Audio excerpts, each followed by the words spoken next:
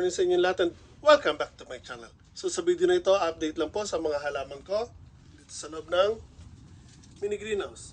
So, January na po ngayon, the 27th, and kung makikita niyo po mga halaman ko, yan po maayos pa rin. Yung mga papaya ko, ayan po. And again, yung top po niyan o yung tuktok, pinutol ko po kasi sobrang taas po, hindi po kakasya bumabangga dun sa bubungan. And ayan po yung sa papaya ko. Okay pa po yung dulo. Nasa plastic container lang po yan. And ayan po may bunga. Again, mga bayapas ko. Ayan po. Meron tayong malunggay na sobrang taas na. Pero kung makikita yung dulo, may dahon pa rin. Buhay pa rin po sila. Pero karamihan nalanta na yung dahon. Dahil sobrang lamig. Andito rin po yung mga pineapple guava ko. Pineapple guava, sorry, nandun sa labas. Ito yung lemon guava at pink strawberry guava. Andito po. Andito rin po yung mga avocado ko, pinya. And di pa pang mga halaman, yung mga bonsai. Kasaba, ito po yung sa malunggay ko na nasa plastic container din. So, again, January 27th, malamig po sa labas. Pero dito sa loob ng mini greenhouse is nasa 21 degrees po. As of now, pinapagana ko yung wood stove kasi po diniligan ko sila, yung mga halaman ko. So nangyayari ngayon is weekly ko silang dinidiligan or once a week, every Saturday pag wala po akong pasok. And bago ko sila diligan, again, kailangan ko munang painitin or pataasin ng temperature dito sa loob ng mini greenhouse dahil pag basta ko na lang silang diniligan dahil malamig ang tubig ko, galing sa gripo, mamamatay po sila. So again, kailangan ko munang pataasin ang temperature sa loob, then bago ko sila didiligan. And again, kung makikita niyo po yung mga halaman natin, kahit mayroong mga ibang nalalanta, pero karamihan po sa kanila ay malulusog at maayos po. So, pagdating po ng summer, o once na mag-start ng summer, ilalabas ko sila most likely first or second week ng April dahil dito po sa lugar ko, first week ng April, kahit po start na po ng summer, na umuulan pa rin po ng snow isang beses. So, twice na po nangyari yun. Kaya, iniwasan ka maglabas po agad ng maaga ng lahat ng mga halaman ko, lalo na yung mga sensitive dahil mamamatay po sila. So, sayang po yung, or magiging sayang yung mga efforts natin na inalagaan natin sila na matagal dito sa loob ng mini greenhouse, din nilalabas natin ng maaga, then, mamamatay lang po sila. So again, probably second week of April ko sila ilalabas, yung mga talagang sensitive. And yung rest, siguro last week ng April. Yung sa mga kasaba ko, probably last week ng April. Ayan yung mga pinapasubo ko po. So kung makikita niyo po, mahaba pa rin po sila. So bago ko po sila itanim, chachap ko po sila. So meron tayong mga losses dyan, pero hindi po lahat dahil sa marami tayong isinusok dyan sa plastic container, marami pa rin po tayong mapapaginapan dyan.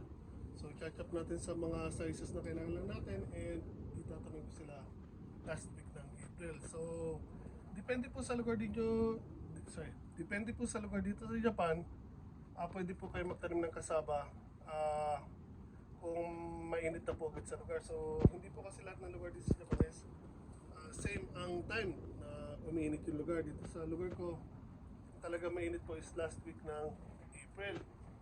So ako, sa Gunma, sa lugar ko, last week ng April ako magtatanim ng kasaba. Pero sa ibang gulay, pwede ako mag-start ng early as last week ng March. Mga gulay, yung mga ibang beans o yung cabbage. Actually, ang cabbage saka broccoli, November po sila, October, November. Pwede na po kayo mag-start. Pero since hindi po ako nag-winter gardening, summer ko po sila itinatanim. Actually, winter crop po ang cabbage at broccoli. And again, nandito rin yung mga orchids ko. So yun. Again, pag nandito po kayo sa Japan or ibang bansa na nag-snow, may 4 seasons, ilan po kailangan itandaan. Lagi ko po nasasabi sa mga videos ko, before nyo po sila diligan, nasa loob mo po sila ng bahay o dito sa greenhouse, make sure na mataas ang temperature sa loob ng lugar na pinupwesto nila bago niyo po sila bigyan ng tubig dahil maaari po silang mamatay. And again, ang pagpapasok ng mga halaman sa loob ng greenhouse o sa loob ng bahay bago po mag-start ang winter or bago lumamig ang dun sa lugar nyo. Pag inintay nyo pong lumamig na or doon inabot po sila ng pagbagsak ng temperature sa labas, maaari pa rin po silang mamatay. So, bago po mag-start yon, pasok nyo na po sila. Then, i-wait out nyo yung winter sa loob ng greenhouse or sa loob ng bahay. Then, ilabas nyo po sila pag totally mainit na po sa lugar nyo. So, again, po, labas lang po tayo saglit. So, like I've said, dinidiligan ko po sila. And ginagamit ko ay tubig sa gripo. Kasi wala naman akong ibang pagkukunan. As much as possible, hindi advisable yung tubig sa gripo. Dahil syempre may gamot yan. Pero wala akong ibang choice. So yan po, after ko po sila diligan, yun naman mga dahon ang babasahin ko. Kasi gumagamit ako ng wood stove. So medyo maalikabok dito. So yung mga naglilipara mga alikabok yan and tumitigil sila sa mga dahon. So gasang ko lang yung mga dahon nila. And after nun, i-maintain ko lang na may apoy yung wood stove ko for the whole day. Pero actually, as of now, 24 hours, may apoy yung wood stove ko. Wala na pong patayan yan. Kasi ito na po actually yung pinaka mainit na season dito sa Japan. January, then February. So, hindi ko pwedeng hayaan na mawala ng apoy dito or else biglang babagsak yung temperature, lalo na kung walang tao dito. Kakaway yung mga halaman natin. So, again, yung mga halaman ko and yung cherry blossom ko, makikita niyo po, full bloom na. Actually, palanta na po yan kasi maaga po silang nag-start na mag-bloom. Dahil nga, laging mainit dito sa loob ng mini greenhouse. So, dito yung mga bonsais ko. Okay din naman. And yung iba, nag-start na maglabas ng mga buko or buds. Hindi pa masyadong kita dito kasi maliliit. Pero actually, yung mga parang dots na brown na yan, yun na po mag-start yung mga dahon. And yung iba dyan, yan po. Yung sa cherry blossom ko, naglabas na po ng dahon. Sa labas, actually, wala pa. And again, yung mga ibang halaman ko yan, nag-start na maglabas ng mga bagong dahon. Orchids ko yan, mag-start na po magbulaklak. Makikita niyo po yan, no? May mga buko na po sa sides.